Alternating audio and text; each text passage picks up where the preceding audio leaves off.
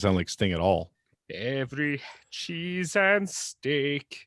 Cheese and steak? No, pretty sure that's not how that goes. I am watching you. But can't you see? Yeah. You will drink your pee. It's always got to go to bodily Because functions I'm with you. watching you. Why is that? While you eat your poo. Don't know. With every step you take. Every cake you All right, bake. we are live on YouTube. Yeah, I know. Realize. Yes, it's very good. I am watching you. You know? The live stream still doesn't want to show up when I go to the It's page. there. It's It's there. Every Oh, time you boy. say it's there, it's there. so helpful. It's there though. Oh. I'll paste it in the Slack. There you go. Look at it. Okay. Stare at it. It's your face. There it is. See? My face is blessed off to outer space. oh Oh dear. Oh, dear. my God. Oh dear. Cough, cough. Gonna be good. Cough, cough. We good? Yeah. Buddy, I'm great. I'll be honest. I have not looked up any tweets. We didn't get any. Really? Not a one? We can do some from last week. We have a bunch from last week we didn't do. So those are the ones that are already in the document, right? Yeah. All right. We got Right. one from Mudrun. Yeah, That was I'm it. not reading that one. Yeah, okay. Okay, good. We're ready. Hello and welcome to episode. Not so easy, is it? Vindication.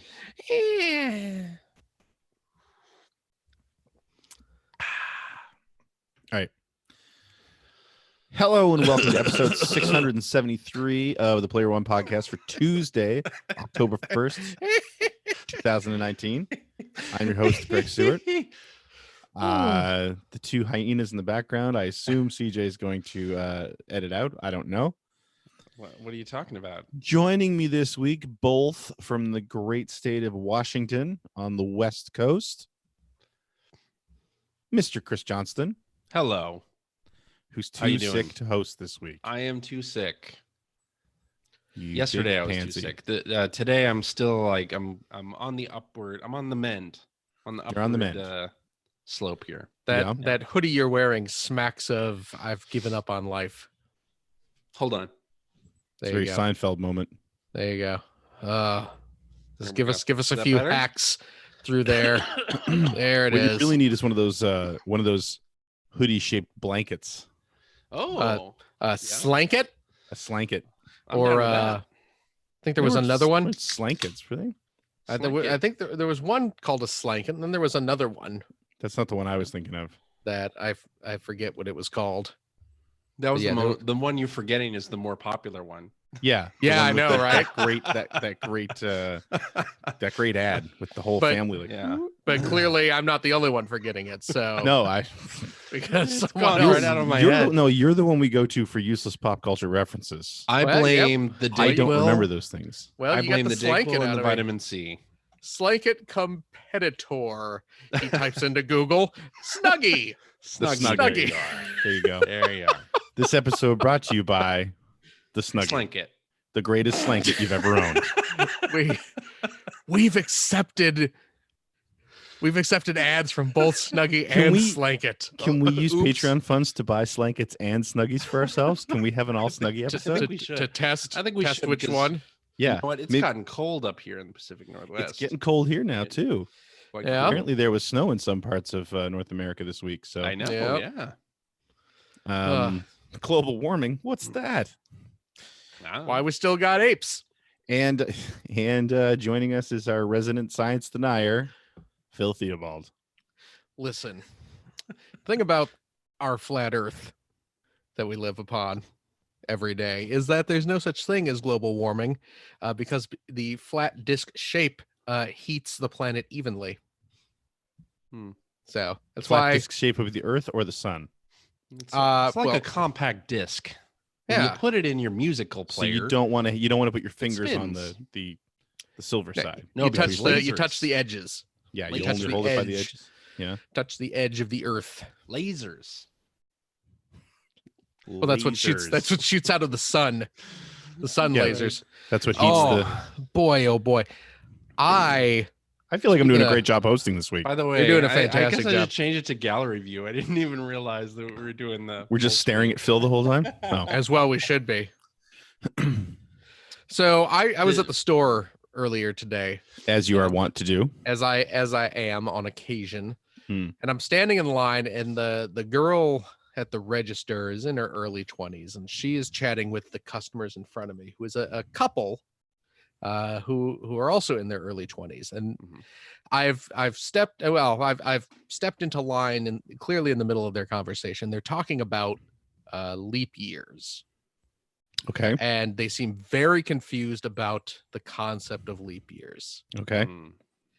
And from what I picked up from the conversation was that the saleswoman, the cashier, she has a friend who was actually born on February Oh. 29th. So they're Oh. only a quarter of the age the rest of us would be. Exactly. Mhm. And she's trying to explain this concept to these two customers who are very confused by it. She's like, well, Okay. every so often there's an extra day in February because February has less days than other months. Fewer days? Well, she said less, and believe me, I was biting my tongue. I know, because you can't help yourself in this I situation. was really biting my tongue to step in when it's actually fewer days, but so she's like, Oh, yeah, sir, there are that'll be less. 3 times the price on the price Yeah, tag. exactly. So she's explaining this, and she's like, yeah, so every few years there are less days in February than the other months, so they add on an extra day. And I don't think she understood why they're adding on. She just knows it happens. She just doesn't. She doesn't know she why. knows it happens, and I think the idea is in her head is that the other months have more days, so once every few years They give one to They- February. we give an extra day to February just to make it fair. I Okay. guess is the way she sees it. Sure.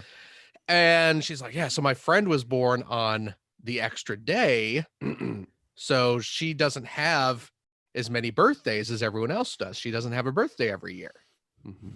which is, I mean, not really, but okay. Sure. And she's like, yeah, so we usually just celebrate her birthday on the day before.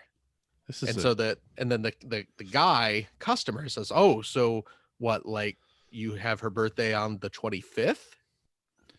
And I'm just like, well, that's not how many. Nope. That's not how Nope. many. And then so she finishes up the conversation, sends them on her way, or sends them on their way. I go up and you walk up and you're like, "How about this smarch weather, eh?" I have a list of grievances about this conversation you were just having.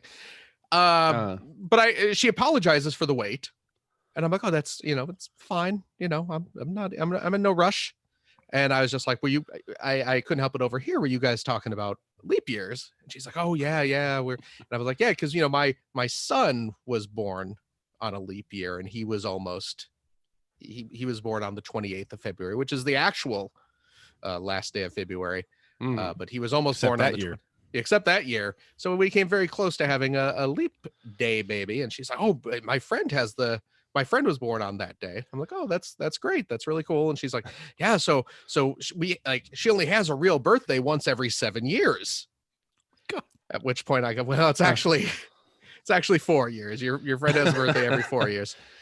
And she's like, oh, okay, yeah. See, I don't know. It's been so long since high school. I've forgotten all that. And I'm just Oh like, my what, that's not really high not high school school level knowledge. No. But I was, No. I Did you just shout at her like, "You're the reason this country's so effed up," and storm out of the? oh boy, yeah. Like, And the guy Like, behind seriously. you is like, just get out of here with your pumpkin spice Oreos. Let me Yeah. buy my whatever. whatever I got. Phil's about to I- hold up pumpkin spice Oreos. no, I don't Oh, like. you I don't looked like. down like you were about to pick something up. No, I don't like pumpkin spice. Did you I get like the pumpkin- mystery What? Oreos though? I And did then- not get the mystery Oreos. A fellow at work bought the Why would mystery you buy Oreos. food called mystery anything? It's good though. They're good this year. I don't know what they It's- are. It's like gingerbread or some kind of. It definitely. My guess, because they've done this before. For those Yes. unfamiliar with the gimmick, Oreo. I mean, we all know Oreo has their stupid flavor Yeah. cookies that they release every. I don't think that happens here. really. I don't, but I don't shop enough to know if that's the case. I mean, Americans are more willing to buy things that say mystery flavor. On Yeah, them it's true. than- No, I just mean all the different flavors. I mean, you guys constantly post about all these different Oreo flavors, and Yeah. it is all. You're just not looking. I- You gotta open your eyes, man. I did recently buy the Mountain Dew Voodoo soda, which is a mystery. It's vaguely Halloween themed because Okay. they call it Voodoo Oh, I get it. You get With it? the with the DEW. DEW. Yeah, Right. yeah. Yeah. And it's a mystery flavor, and I maybe there's a contest attached to it. Maybe it's a bragging rights thing. I think I know the flavor. Fruit. Yeah. First person, Exactly. first person to drink it without vomiting wins. Is Yeah. that the- So I tried some of the Mountain Dew Voodoo, which I cotton candy, maybe. Hmm. I don't know. But yeah, so they've done these mystery Oreos. They did one maybe last year. I don't know. Yeah. And it was like, what was it, like Fruity Pebbles or something like that? I think that's what it ended up being. Hmm. Was like Fruity Pebbles. I love that. Uh, I love that you feel that Fruity Pebbles has a specific flavor. Well, it absolutely does. Fruit Sadness. flavor. Artificial fruit flavor. Yeah, but that's what I mean. Artificial fruit flavors and so much, Yeah. so much. Like, Yeah. It's the particular ratio. okay, You understand? Yeah, but a fellow at work bought this year's batch, which is a very distinctly different flavor. Yeah. Okay. And And, it's very good too. And I think you're right, CJ. My guess is that what they're going for is s'mores, Yeah, maybe s'mores. because it's got similar. kind of. Yeah. I mean, because But the they have cream. s'mores Oreos already. Yeah, but I mean, they had Fruity Pebbles Oreos. well, you know what? It wasn't licensed. It was like Fruit Crisp cereal or whatever generic sounding equivalent. So Sure. they're not adverse to double dipping on the mystery Oreos, but yeah, because the cream was kind of a graham crackery taste, and then you get the chocolate cookie, and so Yeah, the they're good. creaminess They're of the good. cream gives you that marshmallowy texture, I guess. Well, no, I'm no Oreo scientist. I don't know. I feel like you're probably the closest thing there is to it, though. Mm. Well, I mean, Without a probably up degree. there. Boy, I'll tell you what. Well, I have an honorary doctorate Okay. for my work in the cookie arts. So Mhm. Uh-huh. the sandwich cookie arts. Right. Well, No, I understand. Yeah, I don't want to Gotta specialize. Don't want to misrepresent myself. Because that opens you up to lawsuits. Mm. But I'll tell you what I miss of those watermelon Oreos. Oh God, that They were sounds so nasty. gross. I They- never They were Oh, I didn't nasty, eat those. but boy, they were the best kind of nasty. really. They were Oh. Target exclusives. They had them during the summer a few years back, and yeah, Just the thought of that makes me nauseous. Like, yeah. I mean, I don't like watermelon anyway, which I know don't is like- weird.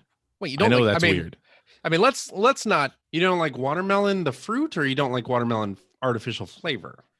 I because those don't are like two watermelon very the different- fruit. Okay. I How do you not can't like stand the watermelon fruit? artificial flavor because that's 10 Yeah, times 'cause I mean, worse. Really? Yeah, artificial What? watermelon Oh. tastes absolutely nothing Oh. like actual watermelon. But No. how do you not like just Just don't like it. watermelon? My Oh, kids it's love so it. I tasty. just don't like Oh, it. so good. It's so so refreshing. good.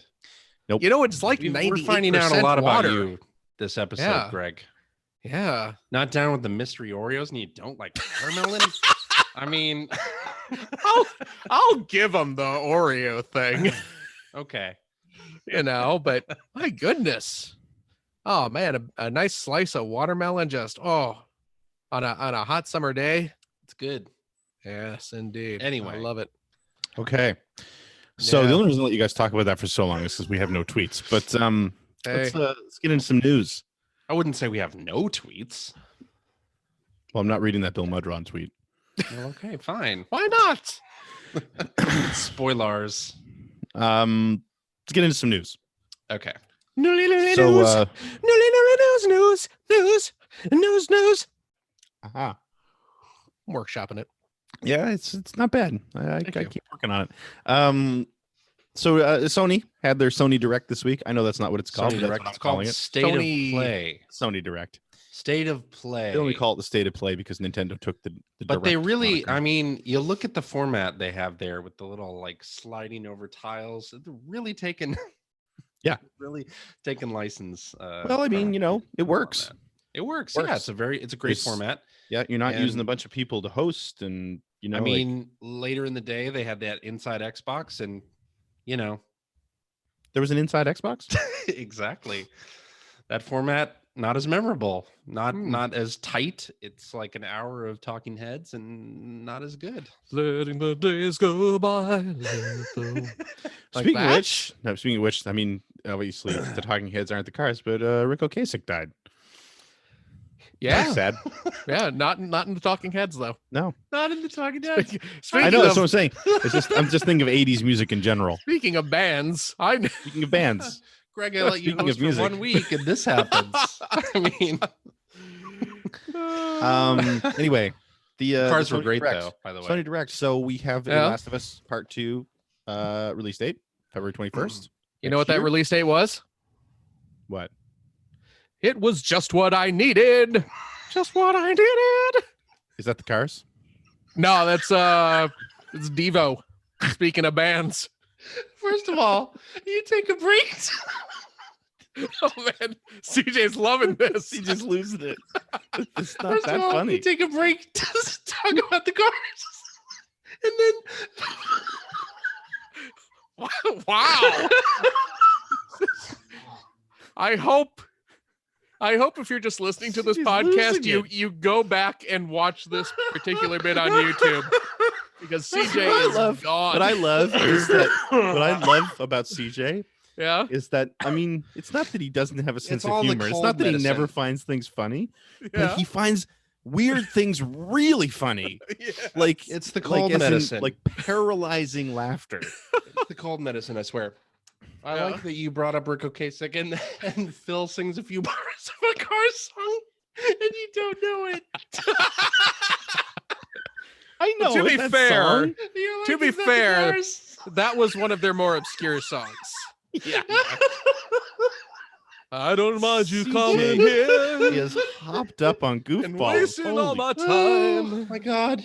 Excuse me. Cause when you're standing oh so near, I kind of lose my mind. Yeah. That was great. I blame it on the cough medicine. That of course was Jefferson Man, you got the Starship. good stuff. Yeah. Yeah. What are you Because drinking there? yeah, what do CJ? you want? No, this is orange juice. Well, no, No, it's I mean not. like, what's it laced with? Yeah. What's the chaser on that? Nothing. Just Dayquil. Dayquil. Oh, okay. Well, there you go. All right. An Yeah. emergency. Emergency. Yeah. Emergency. Is that a drink? I don't know. Is that one of those? Is that one of No, those it's a powder. holistic powders? Yeah, that's the one. Yeah. So it doesn't actually do Doesn't anything. actually do anything. Just gives Just you a lot. actually- Just gives you a lot Oh, of wait a energy. second. Wait a second. CJ's in Washington now. He's got the CJ's he's got the giggles. I Yeah. do. Lounging around in a hoodie. Yeah. Yeah, CJ, and now he's turned off his camera. CJ is high as a kite. as a mother. CJ is That flying is not high. true. That is, I love That it. is not I true. love it. Not true at all. And, So, that this is why he's talking about Oreos so much. He's got the Mhm. munchies bad. No. We're never gonna get through this. We're So still on the Last was first Part story. 2. We got a bunch of we've got a release date. Just great. Yes. I hear it was just Um, what you needed. I needed someone to feed. I guess it's just what I needed. You don't sound like Rick Ocasek at all. That's weird because I was really going for it.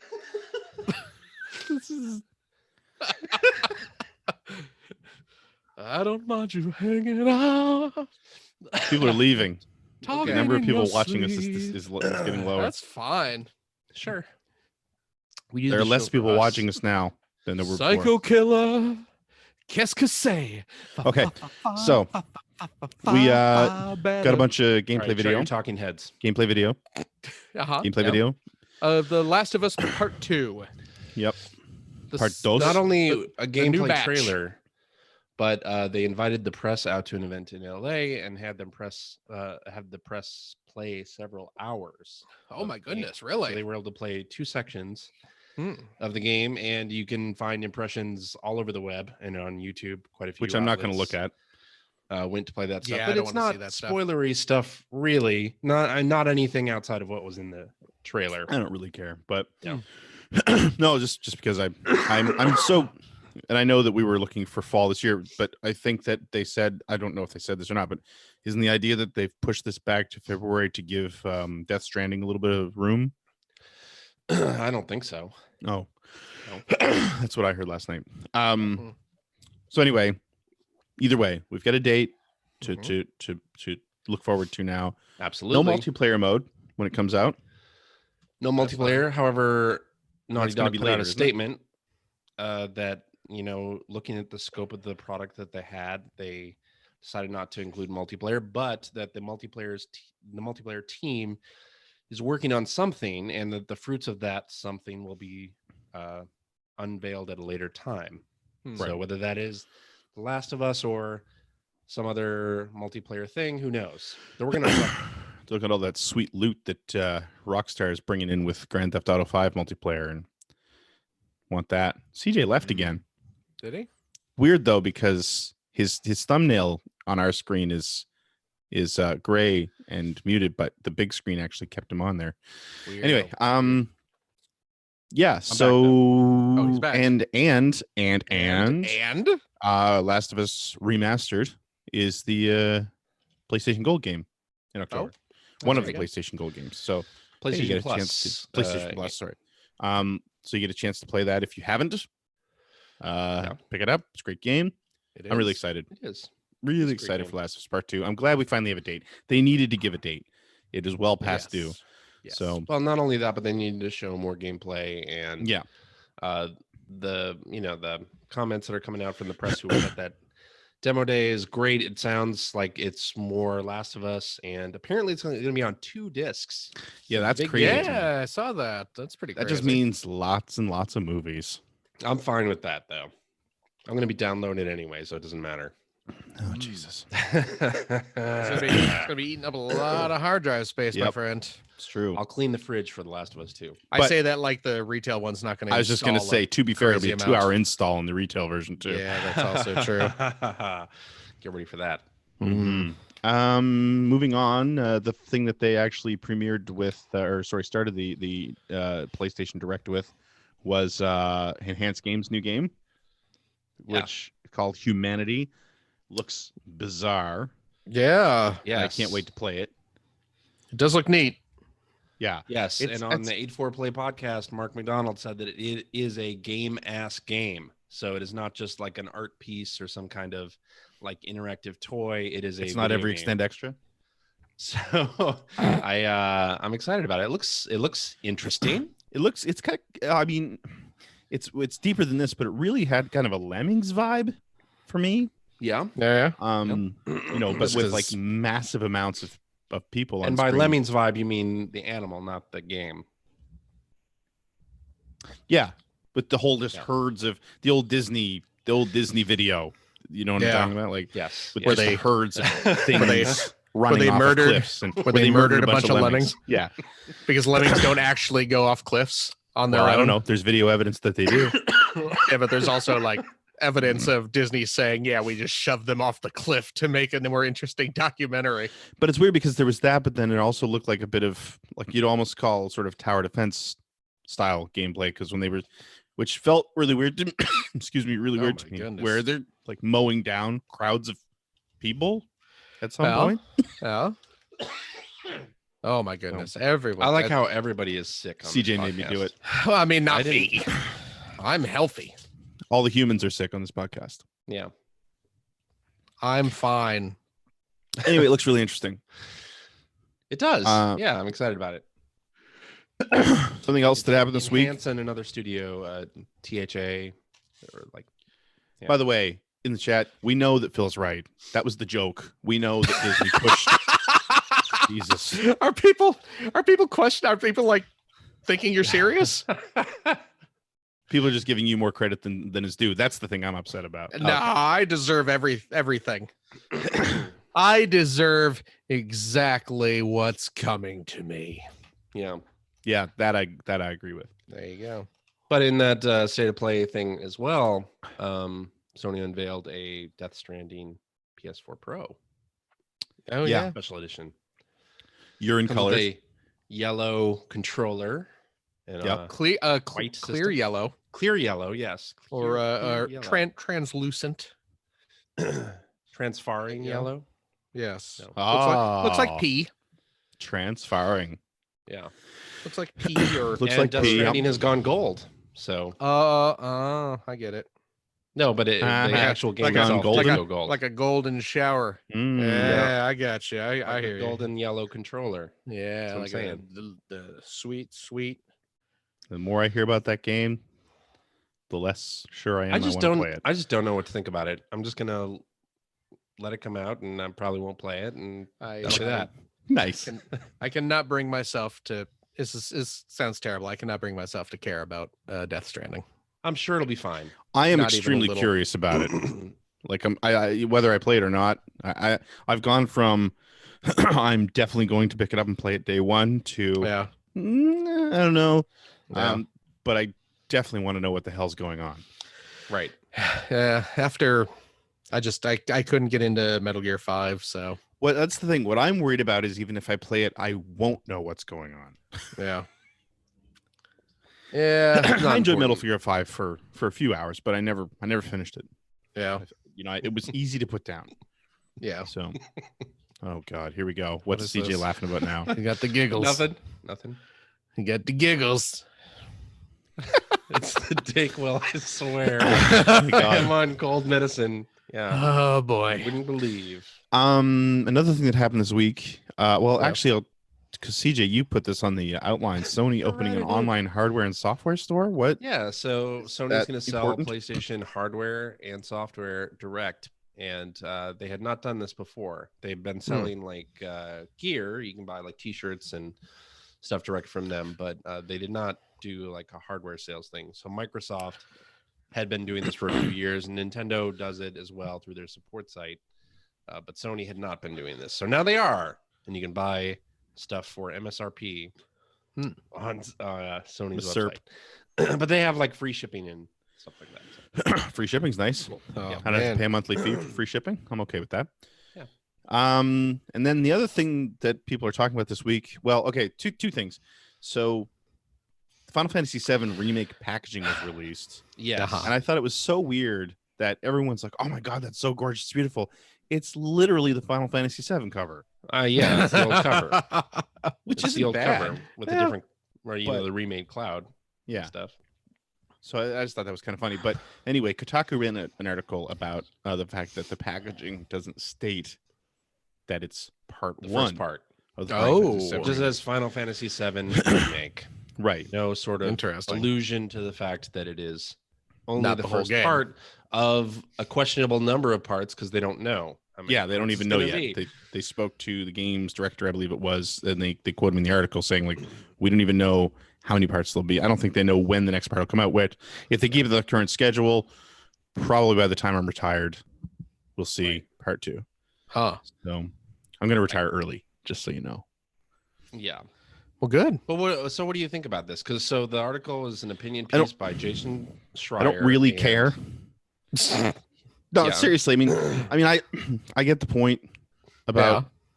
but it feels like stirring up outrage over something that's not worth getting upset over. I don't know if I don't know if But- I would say that. I mean, I think the other podcast that I listened to brought up a good point. It's like, well, what is the back? Thank of the God box you listen say? to podcasts that bring up good points. I know, I know. This is a good point, though.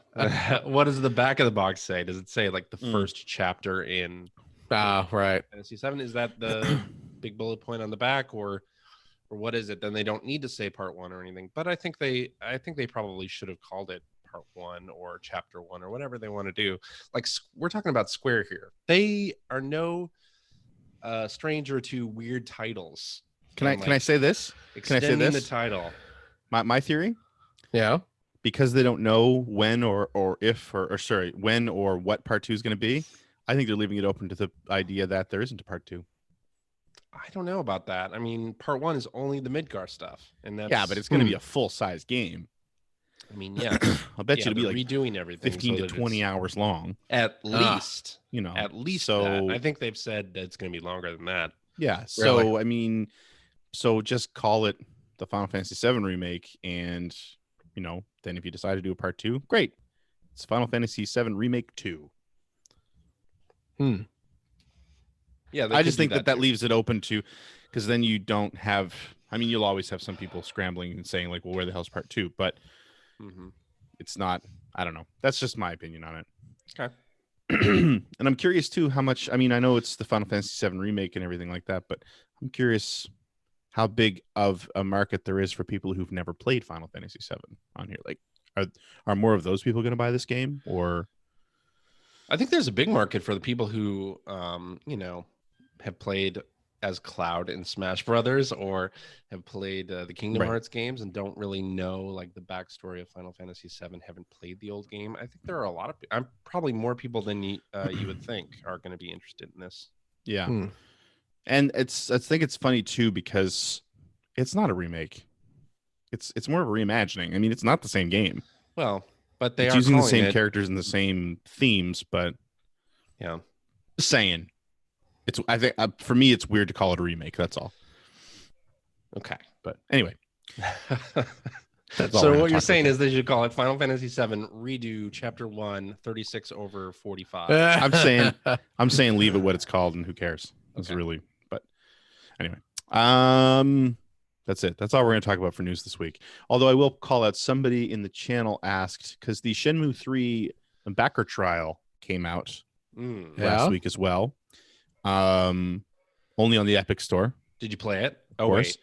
No, because I cannot get the Epic launcher to run on my system. So What? Why not? yeah, it just Yeah. won't run. It crashes every time I try to run it. Have you tried harder? Yes, 2 or 3 times. Okay. You even got a friend to try. I even got a friend to try. Oh, you've been talking to Mike. Were you asking Mike where he was, and he told you he was here today trying to get my system running? No. You totally did. No. How have you been playing Fortnite?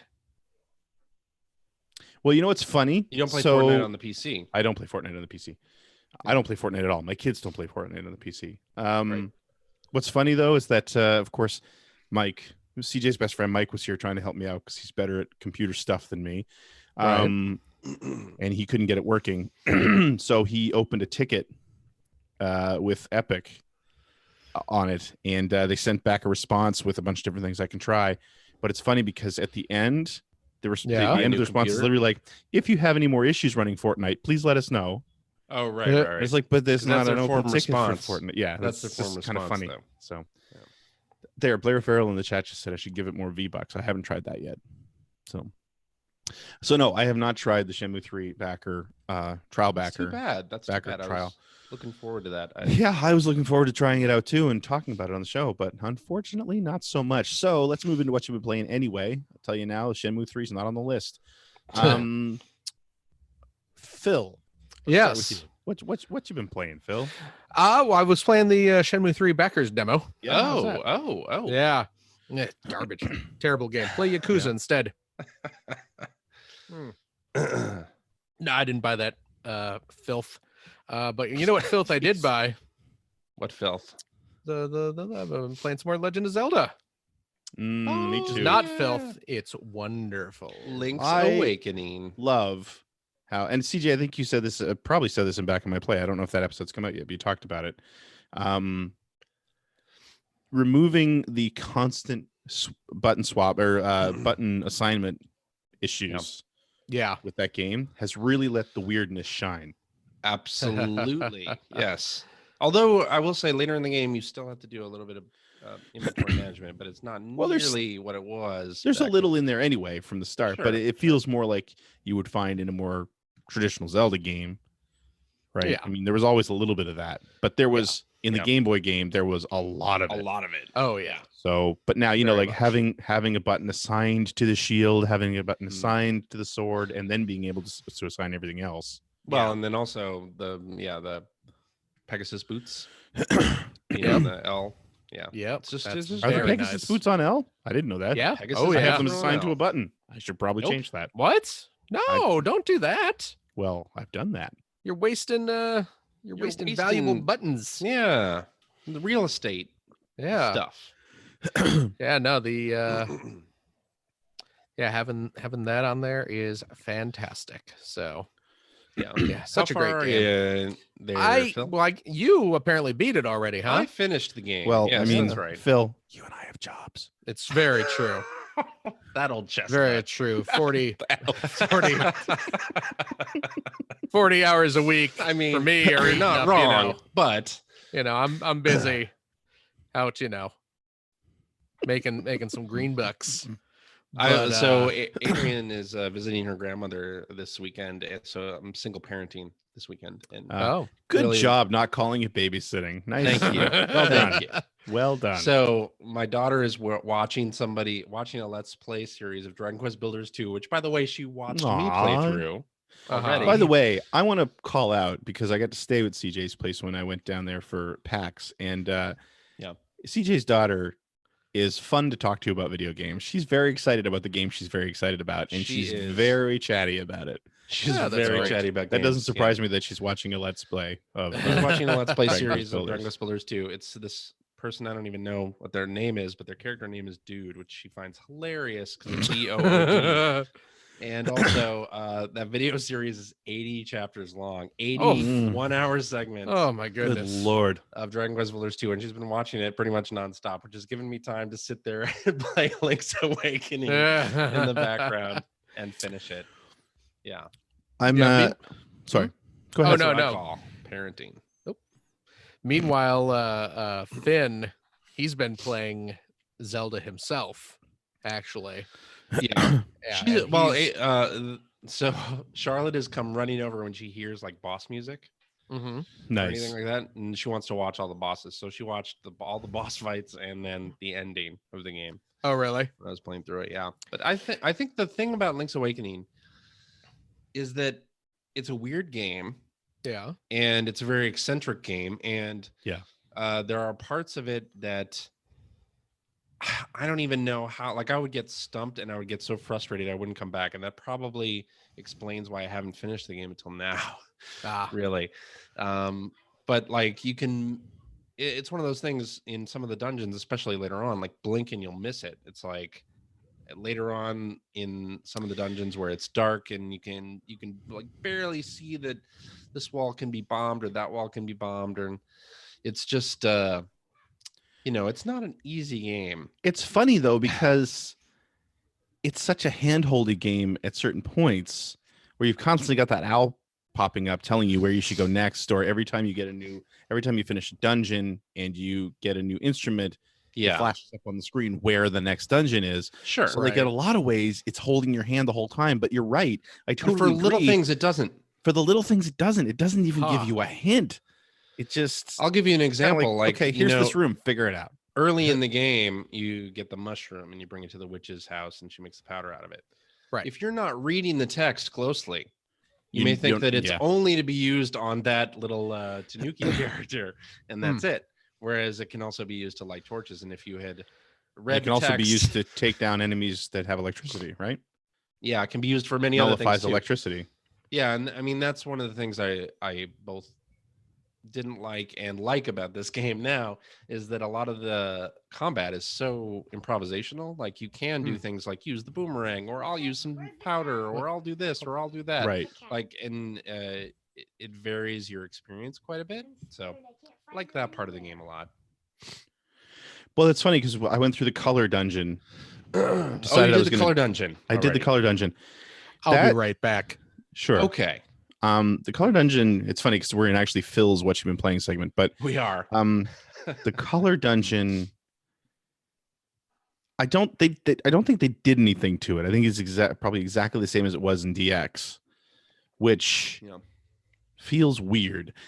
I went through that dungeon. I completed it, and of course, when you complete that dungeon, you get to choose one of two bonuses. I still that was a couple hours ago in the game for me. I still don't know that I did everything I was supposed to do in that dungeon. I mean, I still got the bonuses. Yeah. but I feel like I missed something because Yep. honestly, nothing happened for most of the dungeon. Sure. And I'm not, Sure. and I don't want to look it up, but I feel like I missed something obvious in there. Hmm. So I got to go back and look at it. See, whenever I got to a point where I just couldn't progress or like I was stumped, I would do a Google search, of course, on Mhm. whatever the thing was. I would like read just far enough to where, okay, now I have the information to get the next thing. I'm going to stop reading this and go do it on my own. Sure. Like I didn't want the game to be one of those games where I just bang my head against the wall for hours and it's something super simple. I've Right? Because never I don't been think to that that's the point best yet, way to but- experience a game like this. Right. Right. Like if I can get a solution in 20 minutes or a half hour, that's fine. But another one of the quality of life things that I really like about this game is being able to mark the map up.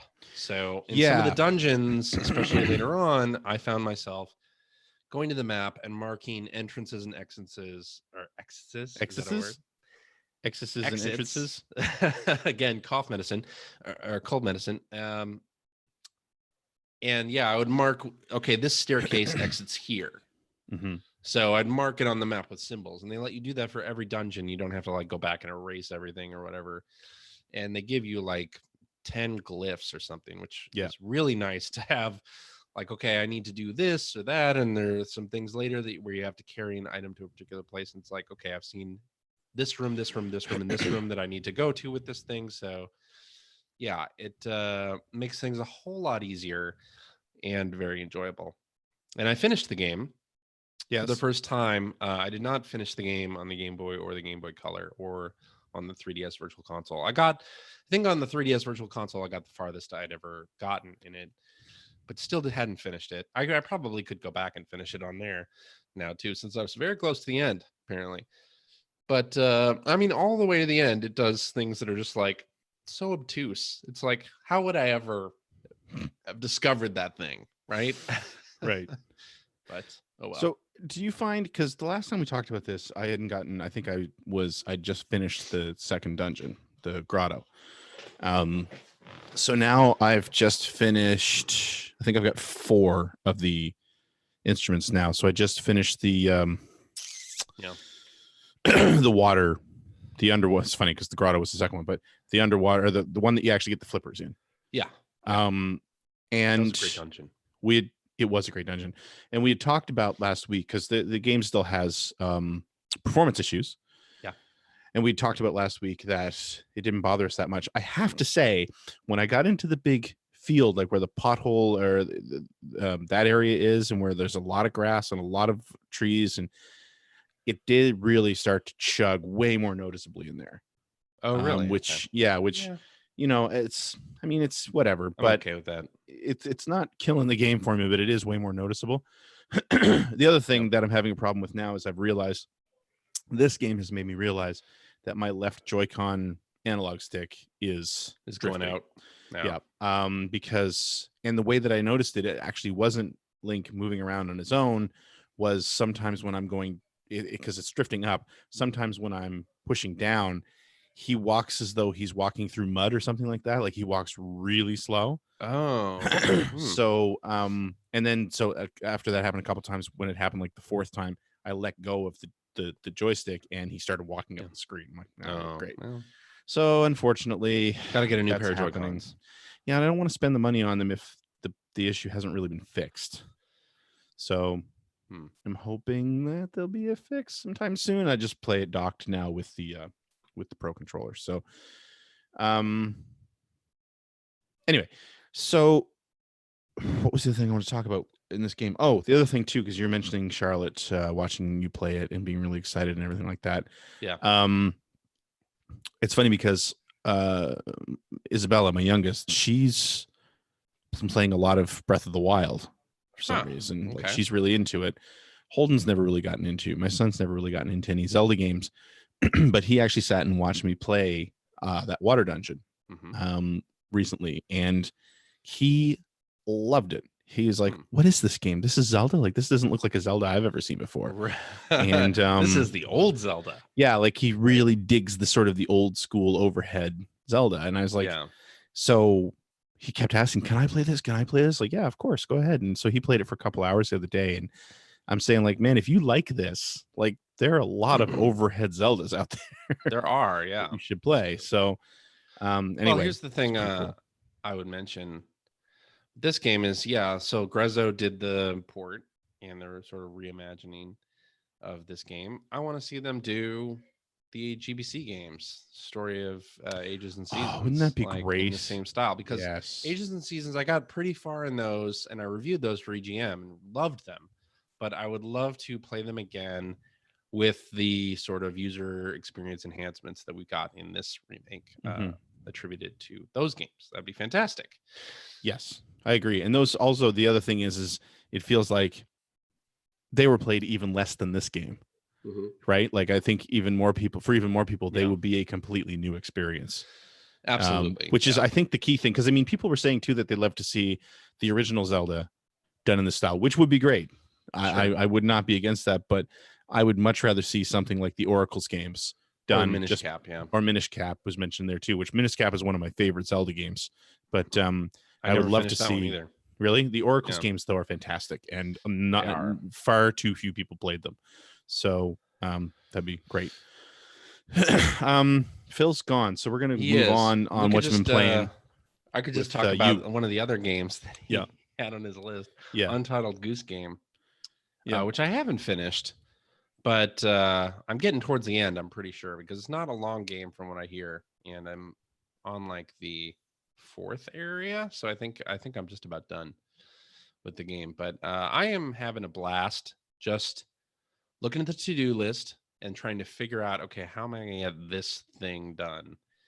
And it's just super fun and funny to watch. So what is everything explain, because I haven't played it, so explain like what the premise of the game is.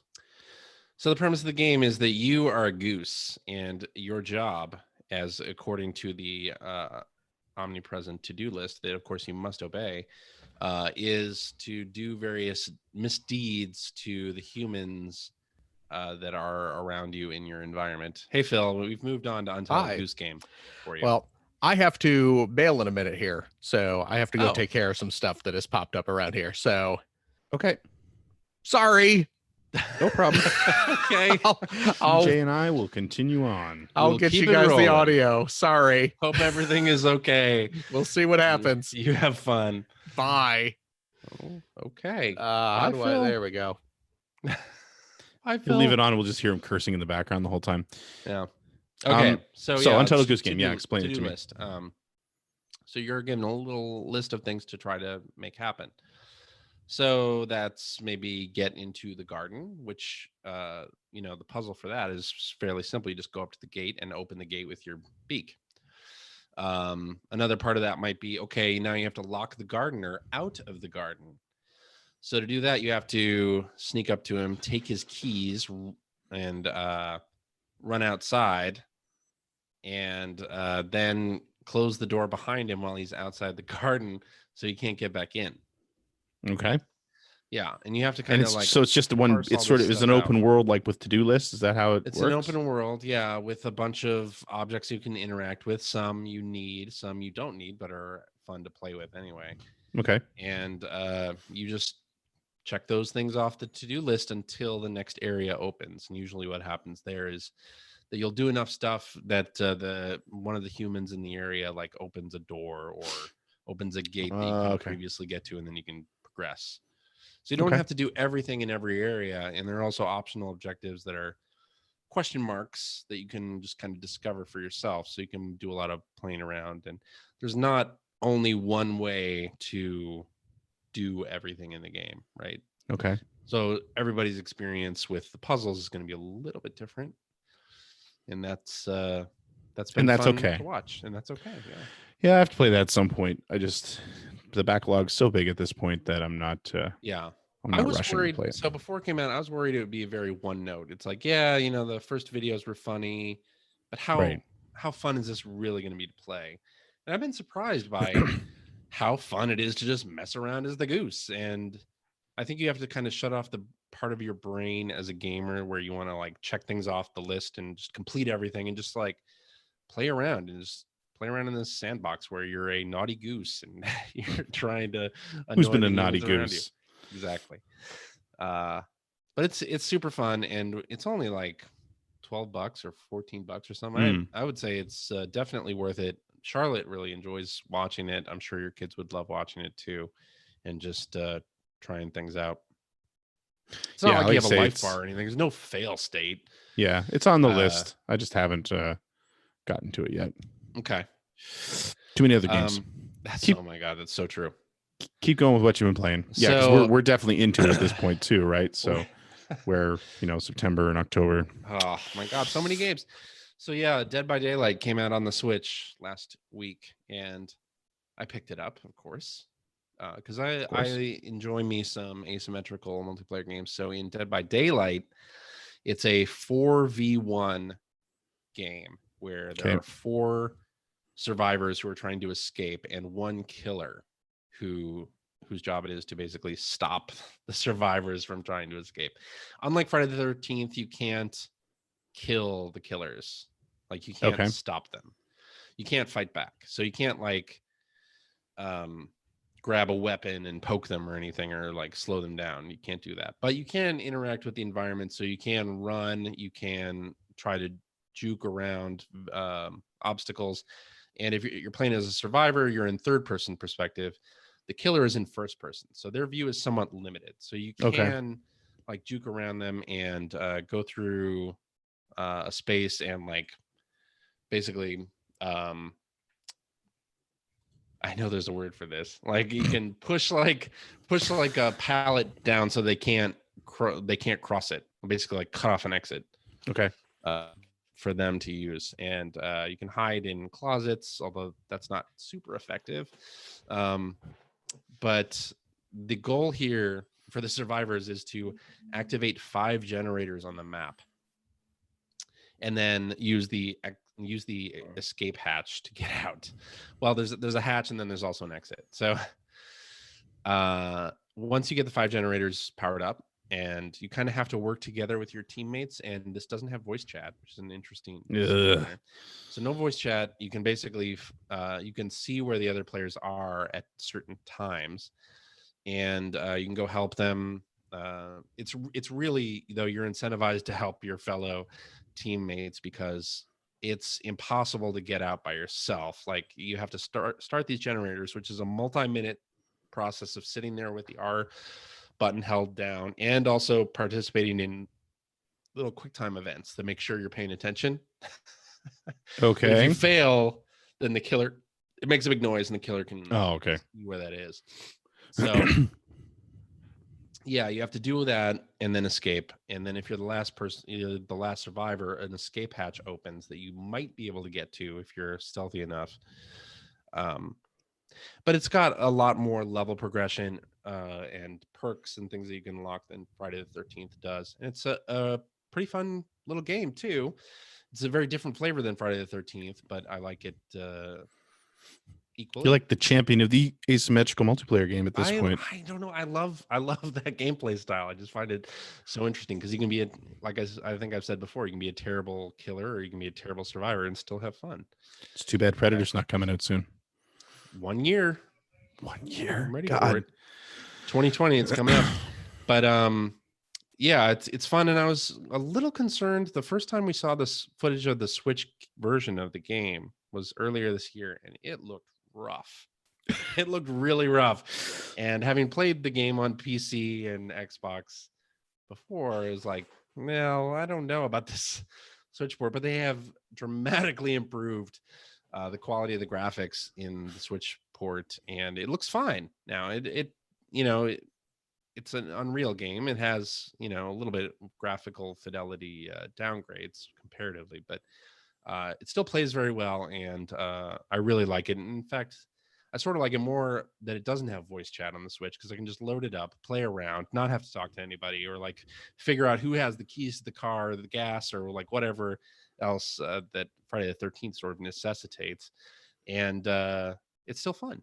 So Cool. a lot of fun with Dead by Daylight on Switch. So All right. Yeah, and on Dead by Daylight, just to go back to that for one more second, they have killer packs that are like various known sort of licenses from the movies. So they have like a Halloween Mike Myers pack, and they have like an Ash versus Evil Dead pack too. Okay. So and a Stranger Things pack, so Demogorgon's in there, and then you can play some characters from that. So I mean, they have like a lot of little extra things, and those are not included in the standard package, but you can buy those as DLC. Okay. Neato. Yeah, and then I've also been playing Dragon Quest XI S Definitive Edition, Echoes of In- Elusive Age. Overhead mode. No, not in overhead mode. What? So, no, I mean, so the Switch version has this sort of memories feature too, which are little side quests that take you into plot points from the previous Dragon Quest games, and That's those cool. are in overhead perspective, and they're just little side quests, little like bite-sized portions of those old Dragon Quests against like memorable bosses or memorable story points and things like that. So Okay. I did go through one of those in the game already, and that's super fun. But I don't think I would want to play the whole game in an overhead perspective. And from what I hear, also the game is quite a bit shorter if you play in overhead because you know, The or if you distances play in are the as 2D long? mode because the distances aren't as far or anything. You know, like too, that. the other thing is that, and not that I would ever have the time to do this, and neither would you, but I feel like that would be more of a second playthrough thing. And I think from what I've heard from many people on the internet, they're treating it that way. Because the game is so pretty. Like it's Game such a is it's so such pretty. a nice looking game anyway that it Yeah. would almost seem a shame to miss that for the sake of the novelty of playing it in overhead mode. You know what I mean? Completely agree. Yeah. I completely agree. But yeah, so you know, I had played through the Dragon Quest XI demo all the way through, so that's, you know, the first 6-7 hours of the game, and then it carries over your progress from the demo. So I started up and started playing the game, and I'm having a really fun time with it. It moves along at a good pace. Obviously, on the battlefield, you can see where enemies are, and you can choose whether to engage them or not, which I love. But the battle system itself is very old school, which again Yeah. is a plus on my Which side. I enjoy. Yeah. Because I don't want to have to do homework on how the battle system works. And of course, you can do that in Dragon Quest XI. They do have like extensions of the battle system that would require somebody to really have knowledge of those things. But you don't have to play that way. No. And I like that flexibility, right? Because all I want is like a free and breezy JRPG that Free and reminds breezy. me of the days when I went through Final Fantasy VI, right? Yeah. Because I didn't grow up with Dragon Quest. Like I knew Dragon Warrior was a thing on the NES, but I didn't play it until like 7 or 8. is Right. when I first played Dragon Quest. So but 11S is great. Obviously the visuals are awesome. It's amazing to be able to switch from docked mode to handheld mode and to be able to, you know, just grind out battles Well, while you're that's the- watching TV or Yeah. As much as I've gotten sick of the whole perfect for Switch phrase, because it's always just code for this is a good game. Sure. But yeah, the Switch that feature is totally built for RPGs Portability. where you Yeah. just like oh, I have to grind up to another level here. Yeah. I'm not going to take the TV for this. I'm just going to go lay in bed and do it, or go get lunch Yep. with my kids and ignore them, or anyway. That's right. Yeah, one but of the yeah. first thing, not that you're talking about anybody we know, no. No. But one of the things that's great about the Switch port is that it has the orchestral music, not the MIDI computerized stuff. Which is funny though, because I have the PS4 version. I don't mind how the music sounds in that I know, game. I don't either. I- I don't like, either, but The orchestral thing is fantastic, I but I can- really don't I can hardly care tell. about. I can Yeah. hardly tell.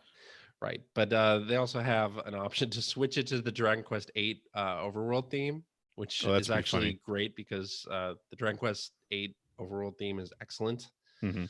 And I love it. And you can also like make the main character look like the main character from Dragon Quest VIII, which I also did. There's like a free DLC pack that gives you that option. It's awesome. Cool. Yeah.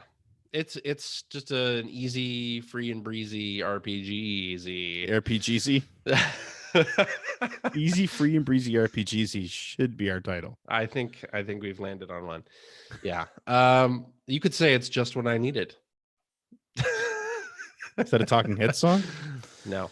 Um, But yeah, that's pretty much all I've been playing. I know Phil played some stuff on Apple Arcade. I have been too busy with Link's Awakening and the Goose Game and Dead by Daylight and Dragon Quest to even really like go back too much into the Apple Arcade stuff. Although now, you know, a lot of people still enjoying Grindstone and enjoying Sayonara Wild Hearts and Overland. So One of the things. Oh, excuse me. I swear this isn't boring to me. One of the things that I've noticed Mike Phillips talking about a couple times is there's a couple of games on there that he's been trying that were clearly built as free to play games. right. In Still fact, I have- think he even called out Agent Intercept, which I mentioned on the show as being one of the games I thought was good on Apple Arcade, which I still do, by the way. That game has like a thing where you have to wait 5 hours to play the next chapter. I hate that so much. Here's the thing though, like, and I think there was an editorial on one of the websites recently where they were like, okay, these subscription model services from Google especially and Apple have like some sort of clause in their contract where the developers are paid extra depending on how many people like play or come back to the game. So the well, onus yes, is on you the did get developers rid now of- rather than the players. right, you did get rid of free-to-play mechanics in terms of buying packs, but you have now incentivized developers to make a game that you come back to and play multiple sessions of, and you know, And move as slowly How as do- possible. how do you do that? Well, it's partially, you know, come back in 5 hours and you can play the next chapter thing, which I don't love that. I mean, if you're going to make a good game, make a good game. But Apple and Google especially has kind of painted developers into a bit of a corner there Yeah. if they want to make money on these services, and it's unfortunate. Well, But And I mean, the race to the bottom has kind of brought us to this point. I think, because somebody, I forget who it was, that I saw on Twitter, said what a lot of us have been saying for a long time, is that we now have a whole generation of gamers whose sort of default position is games are free. right. I don't pay for them up front. You know what I mean? And so a subscription model like this isn't bad, because we're also getting used to that. I mean, every console has a subscription model now as well. Yeah. But yeah, a lot of players now that's what they're used to. That's what they've grown up It with. is. It is. The majority of gamers have grown up with it and are fine with it. Yeah. And it's weird because on several podcasts this week, I heard people talking about Mario Kart World Tour, where that's a free to play game. And some of the comments that I hear that are like, I would pay Nintendo $30, $40, $50 for a version of Mario Kart on my mobile phone. And when somebody says that, and Brian Altano said that on Nintendo Voice Chat this week, I'm like, well, but I mean, the last 10 years of mobile gaming has kind of proven that you wouldn't. Right. Sadly. I mean, yes. Or at least not enough people would to make a difference. Not many people would to make a difference. I mean, yes, you can say that you would, and I believe him when he says that. But you look at the facts of the mobile gaming atmosphere, and you're just like, no, like people wouldn't do that because they had the opportunity to do that. So when free to play came out, got so big, like there were still premium games on the App Store that people could buy if they wanted to. and Well, they I didn't. remember Square. I remember Square Yeah. releasing everything at like $20. Yeah, and people just scoffing at that. People just were looking at like, you're nuts. I mean, part of that was the quality of those ports. Sure, but still, Sad. you know, I mean, it never seemed I know. the conversation around that never seemed to center around the quality's not good enough, because it was Square and they, you know, had enough the name carried enough weight that it's like, well, okay, this is a premium experience, but clearly right. it didn't work. Yeah, and as Blair Farrell in the chat mentions, people are not kind with Mario Run's price point, and that's true. Yeah, and I was one Like- of those people too.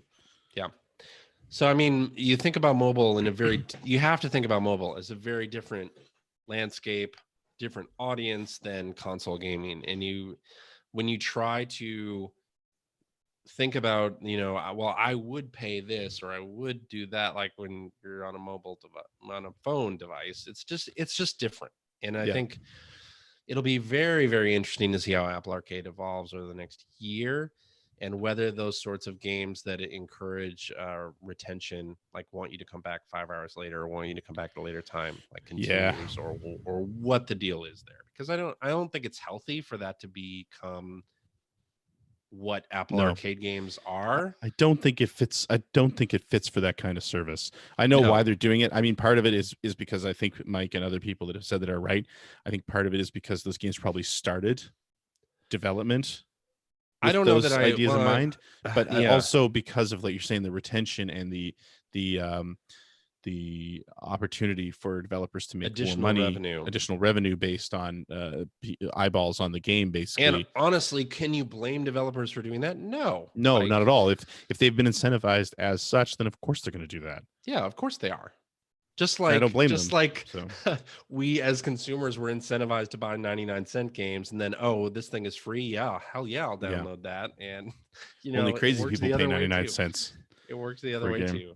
Yeah. So anyway, Okay, let's move on because nobody likes it when we talk about mobile games. I know. So as far as me, what I've been playing, so I played a couple demos this week. CJ, I know you. I think you played one of these because we talked about it a did. little bit. So I finally picked up that Contra yeah, demo. Rogue Core, Hmm. and that is. I went into it not expecting a good game, right. because even Yeah. from the first trailer reveal, I remember saying when because I think we were watching that at the same time on chatting, and I said It was like in this, the Nintendo Direct at E3. right, where and that I was reveal like, was. this looks like, to me, it immediately reminded me of Contra Legacy of War, Hmm. which, and there were further games that were sort of like that too, but Legacy of War is the one that sticks out to me, and Legacy of War was not a good game. Right. It was very much a we've got an overhead shooter, let's call it Contra and be done with it. So that was sort of my starting point for this demo, but I still wanted to try it. I heard terrible things about it too. I was taken aback by how bad it is. Like I didn't expect it to be as bad as it was. It's just now, what do you mean by bad? Because I mean, I played the game, and here's what I thought of the demo. I thought it was fine. really. And oh no. Yeah. Here's the thing. I wish they hadn't done an overhead perspective game for one thing, because I don't think when people think of Contra, I don't think they think about the overhead sections. Well, I think they have bad memories associated with overhead. Yeah, they have bad memories. Most of the bad Contra games have been the overhead perspective games. Now, Contra 3 had an overhead perspective in alternate levels, which was more gimmicky than good because it was an early Super Nintendo game and they were showing off the rotation feature. But I didn't think it was terrible. I think if this game was $15, I think people would be judging it a little differently than they are. I mean, I think so. A couple of things. I think that first of all, the demo needed multiplayer. That was a terrible idea. Not to put multiplayer in the demo was a terrible idea, because multiplayer could. I'm from what I'm hearing, it doesn't, but multiplayer could make this much more playable. Yeah, it tends to do that. It needed to be a twin stick shooter. Yeah, like it should play like Robotron. Well, what about the gun overheating? The gun overheating is a terrible idea. Terrible. This is Contra. I want to hold the fire button and just spray bullets everywhere. Exactly. Maybe for some weapons, have a cooldown, fine. Yeah. But like, don't make me avoid enemy contact for 5 seconds while I wait for my gun to. Yeah. That was an unfortunate design choice. I feel the pacing, it screwed up what was already bad pacing, because the pacing to me seemed all wrong too, because there were big swaths of time that I wasn't fighting anything. I wonder how much of that though is this is a demo and they were trying to like tutorialize. Maybe. Yeah, I don't know. I mean, no, but this was past tutorializing. This was just like nothing's happening right now. I think for me, it depends what Konami is expecting out of this game. Like, are they expecting it to revitalize the Contra franchise? Because it ain't going to do that. So, and if they really, and I know like people crap on Konami quite a bit in recent years, but if they are really serious about bringing back retro players and people who love Konami franchises like this, they would say, okay, I mean, they would come out and be like, okay, like we've heard you. We've watched the reviews and we're willing to make some changes, and here's how we're going to fix this. Like, I don't think with any game now, I don't think you have released a bad game and now it's never going to be saved. Like in the franchise, I think that this game's too far gone to save it. I don't think you're it'll. I don't probably think right. this. I don't think you can't save the franchise because it's Contra. Right. You release another Contra game next year, people are going to pay attention. Sure. But to me, and this also, I don't think this is an example of Konami sucking or anything like that. I think more to me, it smacks of they haven't been in this game for as heavily as they used to be for a long time. Because I mean, they've been licensing like the Contra collection, great. Yeah. The Castlevania collection, great. They did that right. They went to M2. They got those people to do it. They've been making good moves. Yeah. And revitalizing Contra, releasing a new Contra game on paper is a good move. Sure. I think from playing the game, it smacks of a game that didn't have nearly the budget it should have had. Right. I think that's probably where the misstep where the misstep was. Where they probably were like, hey, we have X amount of dollars. Right. What can we cram into this Contra game? And yes, can we sell more goods on top of it? Because it does have downloadable content. And I feel like it didn't. It was designed either beyond the scope of the budget they had, and it couldn't be saved, or it's just poor design, which could quite possibly, because it is poor design. So, it's a shame because even things like looking at some of it feels sloppily made. But again, I don't want to cast aspersions on the developer just for that. It could be that they didn't have the money to do it any better than they did.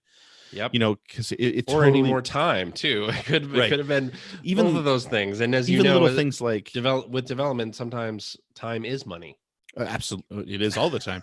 Even with little things like, I mean, like even beyond the demo, because I watched Victor Lucas's review. He gave the game a 3.5 out of 10, which is super low for Vic, because Vic is generally a very positive guy. But like watching some of the footage that played in his review, like there was one that kept showing this gigantic enemy that rolled into a ball. Yeah, and would roll down the levels. One of the things they showed is that the terrible camera placement kept the entire screen obscured for a long time with this thing. But the other thing that I noticed is while it was rolling along, like just as an example of what I'm talking about, while it's rolling along down this street, like it looks like it's tearing the street up, right? Mm-hmm. But it's a graphic effect that goes along with the rolling, and it's clipping through the actual level. And then when he's gone, there's actually no result of it.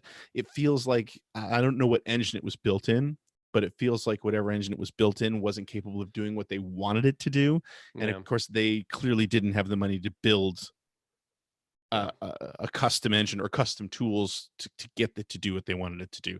So it just, the whole thing smacks of something that just did not have the budget to be what it wanted to be. And it didn't have a good guiding designer, or just the designer that was there was bad, in my opinion. So it's a shame. I won't buy it, obviously. And it runs, I don't know what resolution it's running at on the Switch, but ooh, is it ugly. It's real ugly. Yeah. Anyway, sorry, I didn't need to spend that much time crapping on that game, but actually got into a conversation about it. The other demo I tried was Medieval, whatever, however you want to say that. Yes. From Other Ocean, which is of course a remake of the old PlayStation 1 game, which was okay. Looked pretty nice. Yeah. I wasn't a big fan of the first game. I didn't really play it. I don't have any distinct feelings about the first game. Neither do I, which is why I think when I played this game, I didn't have any distinct feelings about it either. Not that it's bad in any way, but just I feel like you needed to be a fan of the first game to play this and go, oh yeah, this is possible. What I wanted. You know what I mean? So nothing wrong with it. Just didn't really do much for me. It feels like a remake of a very early 3D action game, which is what it is. But then you look at things like Spyro the Dragon, they're very similar. Like there's Spyro Reignited thing that looks really good, plays really well. Yeah. So, but that's Spyro. Spyro was better than Medieval back in the day too. So the other two things I want to touch on real quick are a couple of racing games. So NASCAR Heat 4. I know CJ's been waiting for me to talk about this game. Oh yeah. So I was given a code for this for the digital download on the PS4 because I'm a big NASCAR fan. Well, I'm less of a NASCAR fan now than I used to be. So this is the latest one from 704 Games. I think it's the 4th game from them, maybe the 5th game. I mean, it's NASCAR Heat 4, but I think they did one before this, which was just a remake of the previous Activision game. These games have been okay. The NASCAR Heat series, I feel like, has been okay. It's had glaring issues every year. Last year was what I'm trying to say here is, but it keeps getting better. Every single one has been better, which is good. Every year they make big strides towards being a much better game. Mhm. And this year, and when I play these games, just to call it out here, I play career mode. And one of the things that I absolutely despised about last year's game, besides the sort of the niggling little problems that have been hanging around, was you had to start in the dirt series and you had to do a full season or a couple seasons of that in order to move on to the asphalt series, which is what I love about short track and circle track racing. They skipped that this year. So now if you want to start a career, you can start in any series, which is great. So you can start in dirt, you can start in trucks, Xfinity, or Monster Energy, which is the highest tier. You can start as a car owner or as just a driver for an existing team, which I love. And you can switch from one to the other mid-career, I believe, which is also great. So right off the bat, much happier with that. The game looks better this year, but I will say my biggest thing right now is I've played probably 3 or 4 races, and what I've noticed is I feel like the on-track action feels so much better than it did even last year, which is the most important thing.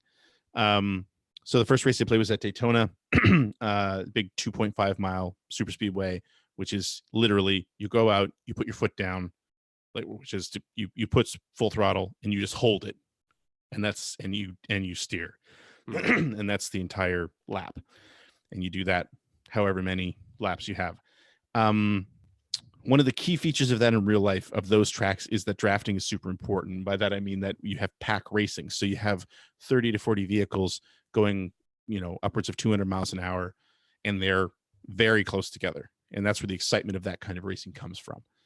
Because if you make too many mistakes, you make a big mistake. It's not just you're going to take out half the field. And it's very hard to make a move and make passes because it's such tight quarters. In previous years, from my memory of the Heat series, the field breaks up a lot and you don't really get that pack racing. This year, I feel like they got it right. I've played a couple races on the big super speedways. The pack racing feels good. The other thing I found is that the stability of the cars feels better now, where if you get like 3 wide in that situation, you can sort of bump and bang the cars around you, and you're not going to just cause a big wreck because you touched somebody else, which was a big issue in previous games. So they've really fixed that as well. And then the other thing I have to call out is that I play in cockpit view, and one of the big things about this type of racing and these tracks that they go to is when you're watching from outside, it really looks like the tracks are very, very smooth just because of the way the cars sit on them. They don't look like they're bouncing and bumping around a lot.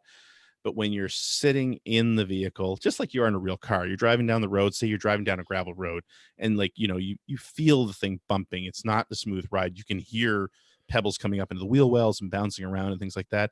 They've replicated that really well in this game this year. So like you're on a track that looks smooth, but it's got bumps, and you actually feel the bumps. That you can hear the thing bouncing around. You can feel it bouncing around.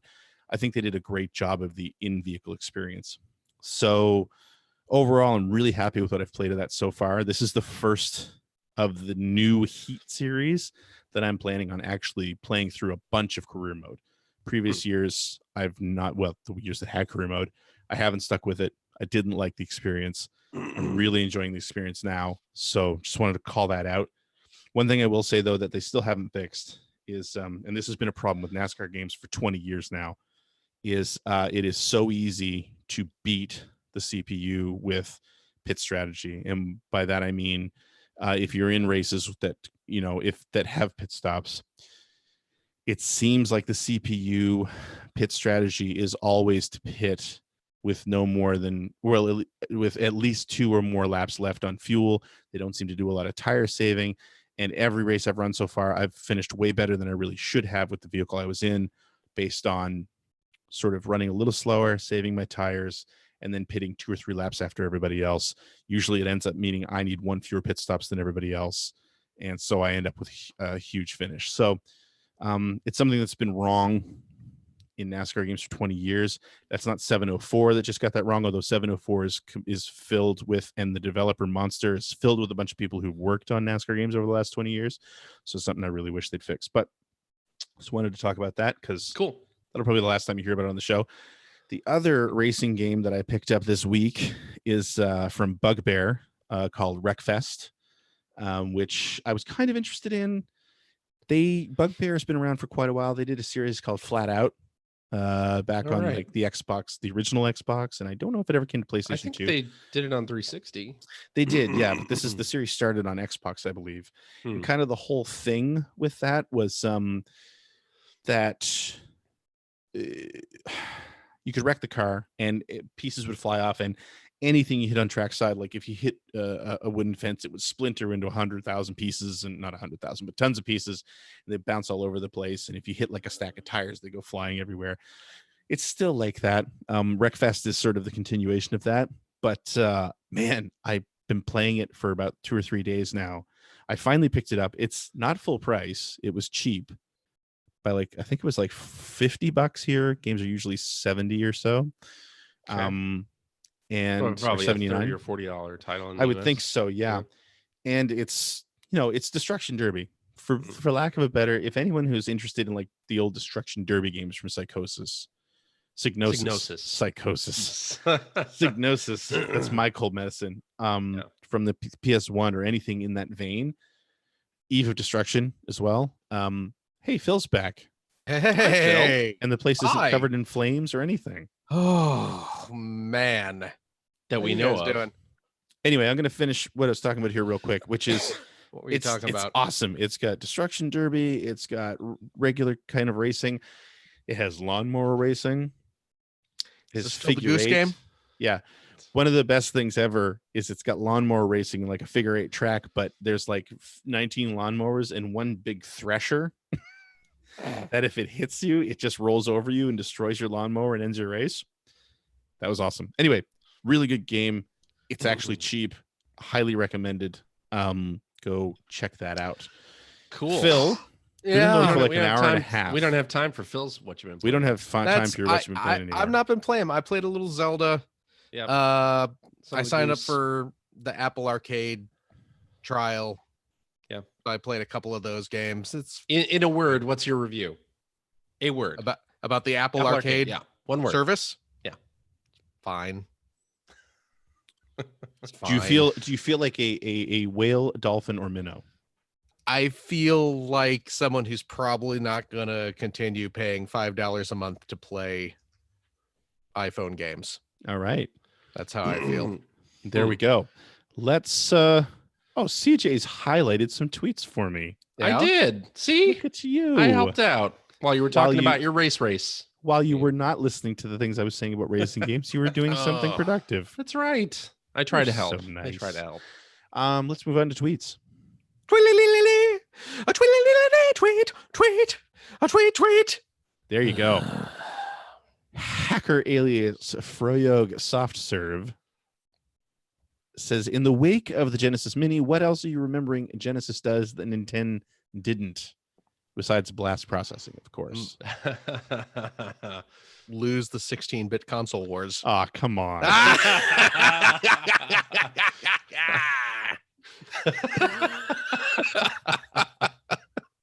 Wow. You know, I think this is good. Wow. Bookending the show with you actually works really well. We It- had yeah. a great conversation in the middle. Should We I did. should We I did, be right? reduced to like a special cameo Kind of feel like, appearances? yeah. I mean, I wouldn't mind it. I could actually probably pre-tape my segments earlier in the week and just send them over to you guys. You know what happened? You want to know what happened? I So do. We do. Finn Finn had one of his little buddies over, and they Yeah. were hanging out, and they were eating some dinner. They were having dinner here, and they were looking. Before they were about to eat dinner, they were looking for the cat, and they couldn't find the cat, and they realized that's what they were eating. Yes. Yeah. Well, no, they started panicking because they couldn't find the cat, and then suddenly, like either Finn or his little buddy realized, like, oh, we left the door open for a little bit, Uh-oh. and did the cat get out? Oh, and our cat geez. is not an outdoor cat. Our cat is very much an indoor cat, and Yeah. so I was hearing all this commotion out there, and Finn actually came in at one point before I bolt and was like, is the cat in here? Have you seen our kitty? And couldn't find her. And so I when I left, I was going around helping them look. We could not find the cat anywhere. So it kind of became oh crap, I think the cat got out. Yeah. And so I was, when I left the show, I was walking around our neighborhood here, Yeah. banging a little can of cat food, calling for our cat. Yeah. We could not find her. My wife and Finn could not find the cat in the house. I came back. Finn is out. He's bawling. He's convinced that he's lost the cat, and he's blaming himself for it. There's got to be a And- good ending to this story, though. Right? You found the cat? What was left of her? Found what's left of the cat. No. That's not true, and that's not funny. It was No, a little funny. it was a little funny. No, Dana decided to go looking around. I'm holding Finn, trying to comfort him. Okay. I bring him back inside. He's crying, and he's like, "Oh, okay, what did I do?" And and then I just happened to glance down the hall, and like an oblivious jerk, just kind of peeking So- around the so a corner cat. Yeah. Cat. from Like a cat. Finn's bathroom, presumably, which I don't know. I'm guessing she was hiding in his bathroom, but I looked in his bathroom, and it's not like there's a lot of places to hide in our child's bathroom. There's like in the tub or behind the toilet, and I looked in both those places, but she's there. So the cat is safe. The cat Okay, is good. Whew. is home. Everyone's fine. Finn is relieved. He's back Yes. eating his dinner. So We've all So learned a Phil- valuable lesson. So it all Phil, worked out. Yeah. what do you remember the Genesis doing that Nintendo didn't? Oh golly. Bringing CD technology to the There you go. masses. That was my there you go. answer. That was my answer. There you go. Unleashing, letting the world experience the magic of Lunar. And Sherlock Mm. Holmes consulting detective. Well, Let's not Well, forget. TurboGrafx stick with- 16 did that first. Well, Yeah. okay. Let's but stick nobody with bought that, Lunar. so No. Yeah. It's Right. true. Although I hey, love we experienced Night Trap because of Sega. Let's not forget we did. that's true. The rating system. because of Sega. ESRB exists because of Sega and their efforts Yes. to poison the minds of youth, the yes. youth of the early to youth. mid 90s. Do you remember when Sega and 3DO had their own seperate rating systems before? Oh yeah, yeah. the Very much. I have a formation, lot of 3DO games in there that have the 3DO rating ESRB. system.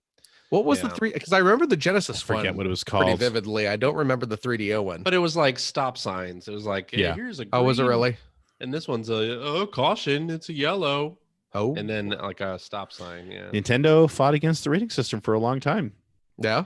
Well, actually, talking about Victor Lucas before, Tom Kalinske was on Electric Playground. Victor Lucas Electric Playground now is live streamed on YouTube 3 nights a week.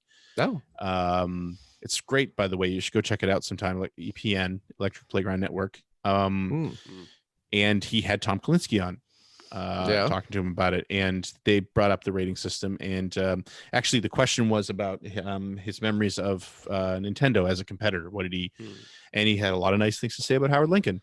I'm not surprised. Considered him a very good friend, a very tough competitor, and they talked about the rating system, and they said how Howard was and Nintendo in general were against the rating system for quite a long time, but that he finally came around, and that was of course when they formed the ESRB. Yeah. So yeah. So there you go. Good All answer, right. Phil. Thank you. Hacker Alias Pioro. Do you think the new Link's Awakening should be eligible for a Game of the Year consideration? To me, it's so much of an upgrade that it's in the mix for my Game of the Year. Did it come out this year? That's how I Yes. feel. Then yes. Yeah, absolutely. And But I think spoiler, I think it's in the running for Game of the Year definitely on my list. in there. So Yeah. I think this comes from other previous years where you have a remastered version of a beloved game, whether that's Dark Souls or Last of Us or whatever, and whether that game is eligible versus I think Link's Awakening is slightly different in that it's 20 Well, plus years old. Well, it's not and- just like, we took last year's game and there's some higher res Higher textures res on graphics. it. no, yeah, like this is a complete rework. Yeah. Don't be silly. Come on. Yeah. Of course it is. So of course it is yeah, eligible, but yeah, it's not like definitive edition of X game, which would not be as It's like the Game of the Year edition of a game that came out last year. yeah. And it just Yeah. has the DLC on it or something. yeah. Yeah. Okay. But also Dragon Quest 11 is a great game. Buy it.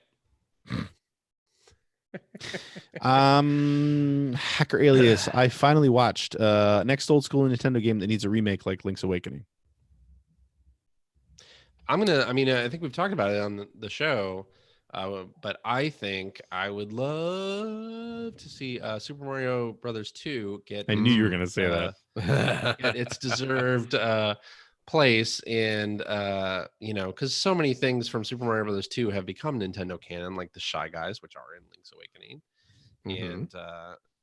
And so- Wart, who is and Wart, who's also in Link's Awakening, and Yoshi, or not Yoshi, sorry, Birdo. didn't the big cactus guys weren't they in Mario Brothers 2 first as well? Pokies. Pokies. Yeah, I think you're right. Pokies? Yep. Yeah. You're right. I think you're right.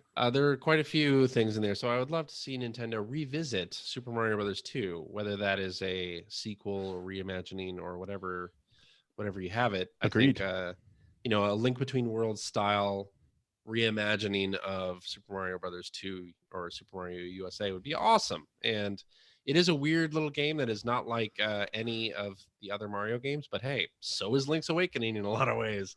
So Yep. I really would love to see that. What about you, Phil? Mole Mania. Mole Mania. Mole That's Mania. a fantastic game. Mole Mania for the old black and white Game Boy. I almost bought that when I was down in Seattle. You Yeah. really should have. That was a foolish choice you made. I don't know. Passing that one Motocross by. Maniacs is pretty great too. I mean, That's Motocross Maniacs is great, but Mole Mania is better. Mole Mania, a forgotten. Well, and also Zelda 2, they could remake that and fix it, right? Mole Mania is better than Zelda 2. Come on, Did you don't be say you had to fix Zelda 2? You jerk. And my answer, of course, is Urban Champion. So, Mhm. one more. How blown would your mind be if Nintendo decided to bring back Urban Champion and make it a full blown I think that'd be amazing. serious fighting game, just like a 2D fighting game. Make it all kind of crazy anime styled, like a Guilty Gear or something like that. But it's just Urban Champion. Just two I- characters. Full, Would be all no, over no, that. no. I mean, totally, a full roster of 20 playable characters. Oh, You have the classic Urban Champion street environments, with the cops going by and people dropping flower pots out of windows on you. But then, whole bunch of other stages as well. Just really expand the Urban Champion verse. we forgot to mention Donkey Kong 94. That should come back too. Oh, yeah, that would be great. 94. When I was good. bummed. I mean, the Mario versus DK games are fun Yeah. and all, that kind of Lemmings style game. But I was always Yeah, but kind they're of not Donkey bummed. Kong 94. No. Yeah, they're because not. the Donkey Kong 94 series kind of mutated into Mario versus DK, It did. which and it's those are fine, but yeah, Mario So- or Donkey Kong 94 is so good. The real answer for this is, of course, a Virtual Boy collection. I For the would love to Nintendo see that. Labo VR I would, That would be I would- great. I would actually love to see that. Oh my god, it would be amazing. yeah. Yeah. It would be so amazing. I would love to see Nintendo do that. Yeah, it's weird, but again, it's something that almost nobody ever experienced. Well, did you So, see? Have you watched Jeremy Parrish's Virtual Yeah, Boy I Works? watched every one of them. Yeah, Jeremy Parish, who of course, he's been going through doing his Works series on just. I mean, he's Every juggling Nintendo system. he's juggling a bunch of Yeah, systems He at hops the back and moment. forth. Yeah, but he actually did plow through. I believe he got all of them. I think he's done. He Yep. did the whole run of Virtual Boy games, all the US releases and the handful of Japan exclusive games as well. And Jeremy's video stuff is fantastic anyway, but the Virtual Boy stuff was really particularly well done. Well, it was fun because it's not stuff that's been done to death. Well, it's not stuff that's been done to death, and he also doesn't just do Virtual Boy sucks. Like Yeah, he takes like an exactly. actual fair critical eye to the stuff. And yeah, it's like some of the stuff, it's not great, but there are more actual decent games on that system than you would think. And Which is why I think we need a collection. I'm not saying put every single Virtual Boy game, although you could do that because there Right. aren't that many of them. But What I think there are some that should be experienced on that system that you'll never be able to experience. Well, what I I, mean- think what I think is more likely though is you may see those games again, or at least the best of those games, but in a different format and not in just red and black. Like I Right. would not be surprised Sure. if at some point in the way future, on an unlimited time scale, there is a way to play Nintendo games in VR. Those Yeah. come back. Okay, cool, right? Sure. Like, well, I mean, certainly just like the Wario Land game, which I think Yep. most people would agree is the best yeah, game on that system. yeah, I don't think I know. ever played it. but I mean, again, Oh, too, it's- you it's could, really you could good. throw something in there. You could throw a few other things in there too, because there was the Mario game that was there as well, and Right. there was Yeah. pinball, and I Well, mean, there was certainly all Nestor's the funky bowling. Why not? Yeah, certainly all the first party stuff. Yeah. Yeah. Yeah. You You know, know. Red Alarm and Mhm. Tellero Boxer. Telero Yep, box tennis. Yeah, Mario's Yeah, Mario- tennis, right? Mario's that was Tennis the first was- Mario sports game, wasn't it? Was I think it? it was. I think I it don't might have think been. Like- so. like with him in the title. Yeah. Maybe. Because I mean, certainly was. like the NES I golf you wouldn't- were I playing as wouldn't trust Mario. any of Mario our showed up. memories. No, but I wouldn't trust any of our I'm only memories saying of because I'm pretty sure Jeremy said it in his video. Okay, I think it was the first Mario sports game. Right. It would not surprise me.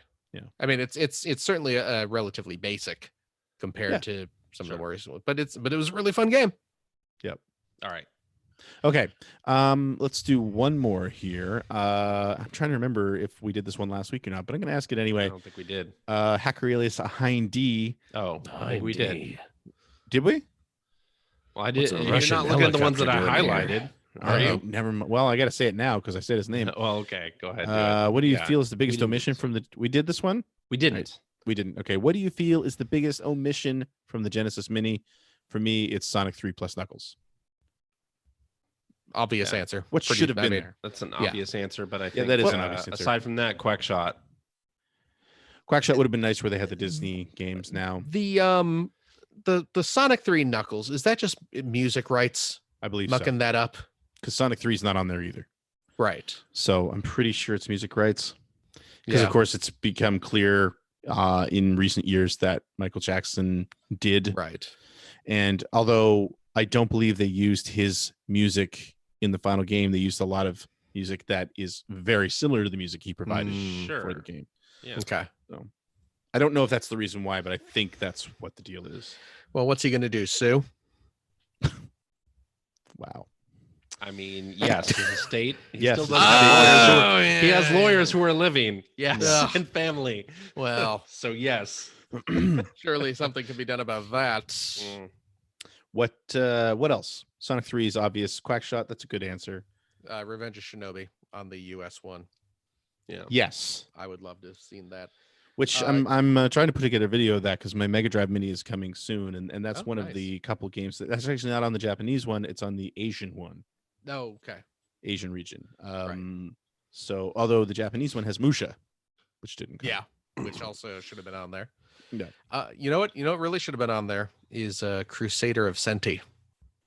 Oh, that would have been so great. Mhm. Crusader of Top Senti is notch. such a good game. Top-notch action RPG Very Zelda. and very Zelda, and the US version is Super just expensive. just uncomfortably expensive these days. Mm, And it's a great game. Yeah, it is. So I would have loved to have seen that on there. yeah. But I here we would are. think too, like here for me, the other thing, and I've heard a few people say this, and First party game, by the way. Yeah. Crusader of Senti. That was well, I in think it Japan. was Who developed it? I don't remember who developed it. It wasn't Sega. Sega released it though. Sega right? released it it was here. It was published by Sega in the US. Yeah. I don't remember who released it in Japan. I'd have to go look Right. that up. One of the games, or one of the things that I think, because a couple of people have called this out, and it's funny because depending on who you talk to, they either care or they don't care. One of the Genesis biggest selling points was sports games, Of course. which a lot of people don't care about, but a lot of people who like that system do care about. And you're not going to get Madden or the NHL games because the licensing for all that sucks. But you also had Mutant League football and Mutant League hockey Yeah. sitting there. Yep.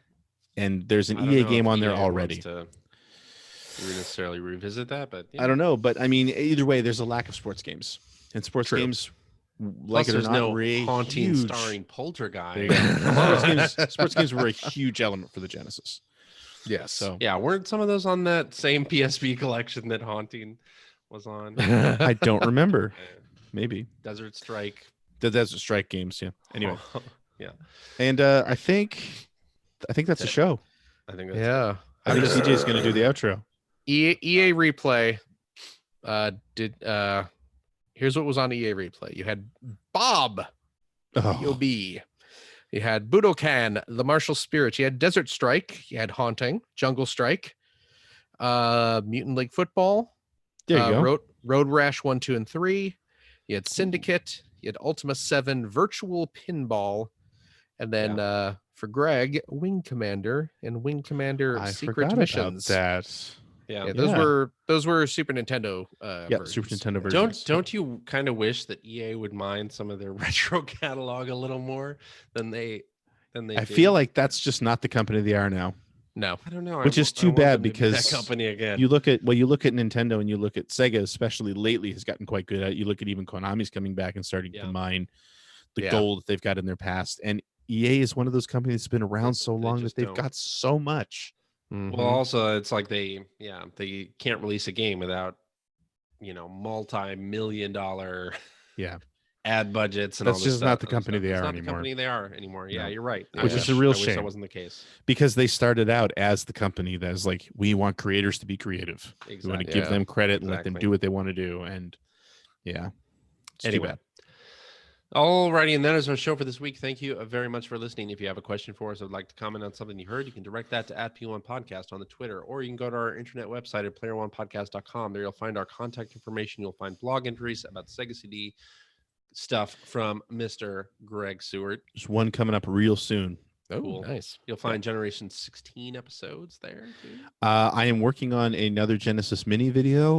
Like I said, Ooh. waiting for the Mega Drive Mini to show up, doing a bit of a comparison between the two because a lot of people on the previous video said they would really like to see that. So that is my plan. Very nice. And then the next proper episode is coming up real soon. And then I'm going to do a little bit of a shift on subsequent episodes. And I'm really excited about what's going to happen. So, Okay. yeah. Excellent. Mm. And you'll find show notes and links to the things that we talked about on this episode, including let me see, including that Last of Us Oh. trailer that's so awesome, and Humanity. That's really fun. Huge manatee. Huge Humanity. And you'll also find a link to our Discord server where you can discuss this episode with us and our other listeners.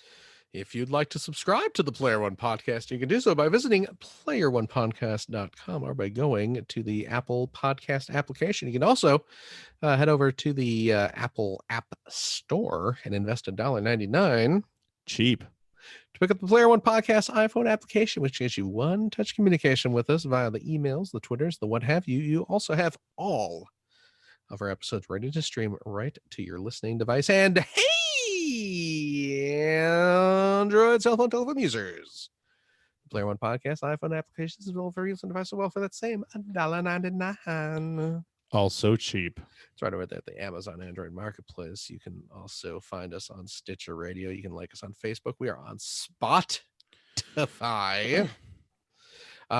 You can what else? Oh, you can watch us live on the youtubes.com/P1 podcast.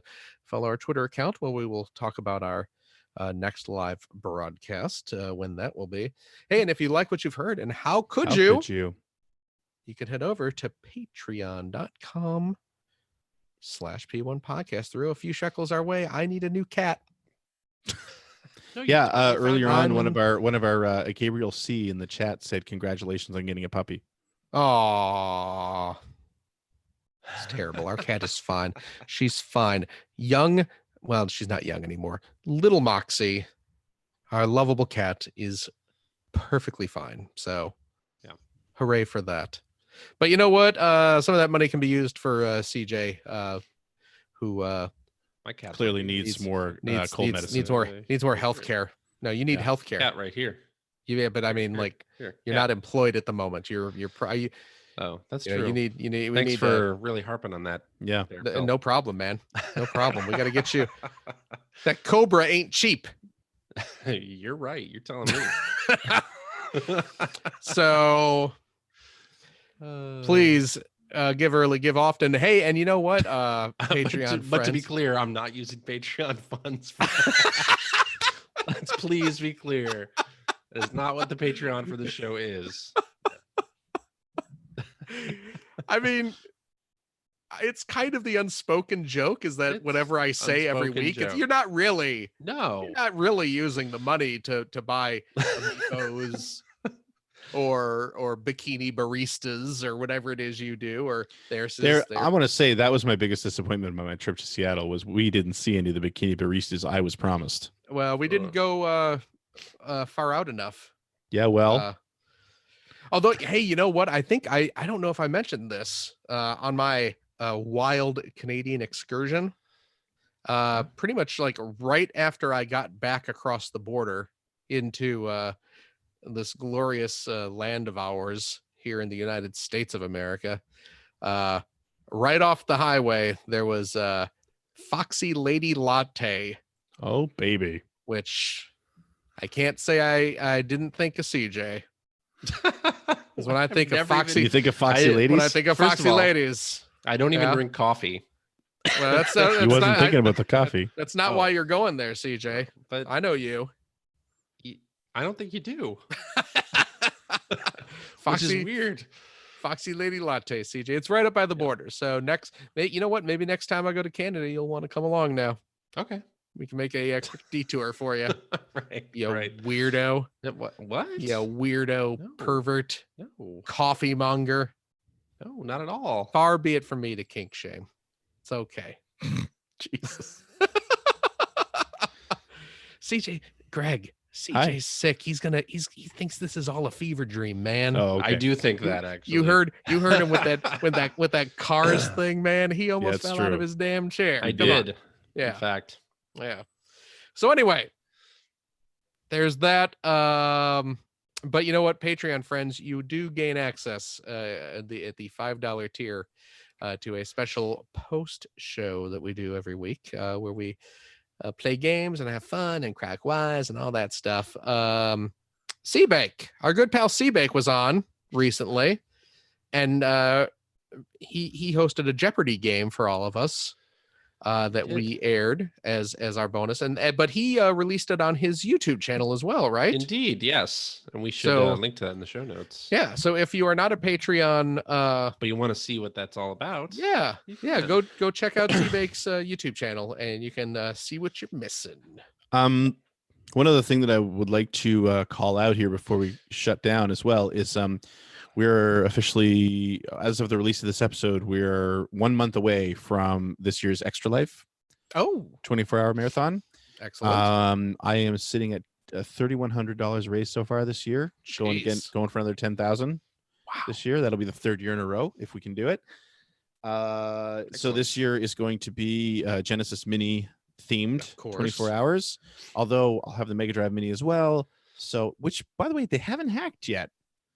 Oh, which I'm really? shocked about. Yeah, Yeah. apparently it's a little bit tougher to. They're gonna get it, obviously, Yeah. but it's a little tougher to do than the NES stuff and the Super Or the Nintendo stuff. PlayStation.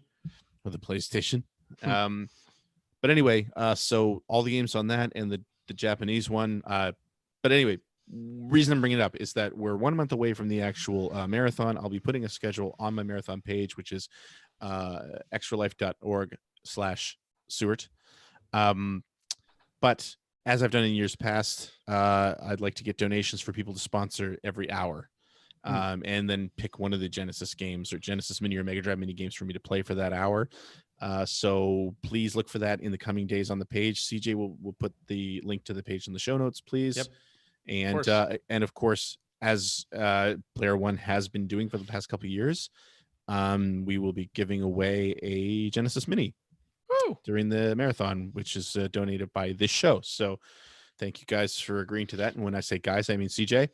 And Phil, thank you for agreeing to it without being asked. I didn't actively fight against it, Hey, that's what I'm saying. so I was you're so- welcome. Confident in your generosity, I didn't even feel the need to ask. That's probably for the best. Yeah. Because I would have been like, wait, who is this? But please consider donating again. You can sponsor an hour, choose one of the games on that system for me to play, and of course, come hang out that weekend because we are $7,000 away from doing $10,000 raised. Oh for my 3 goodness. years in a row. So Amazing. Everyone who donates, please suggest Sonic Spinball. I I'll want play it. I'll play Greg it. to I want I've Greg done to it have to before. play 24 hours of Sonic Spinball. I've done an hour's Sonic Spinball before. Yeah, I'll do it. well, I'll do well. it. Yeah, No, it means don't we're going to subject raise yourself to that. $10,000. Don't subject. I'll do it. Ugh, man. That's just how much you care about the sick Yeah, kids. That's right. It's true. You will subject yourself to a day's worth of Sonic Spinball. Ugh. Ugh, ugh, gross. But that is All right. fantastic, Greg. Yes, we'll talk more about that as that grows ever closer. Yes. CJ, Yeah. thank you very much. Thank you, Phil. Thank you.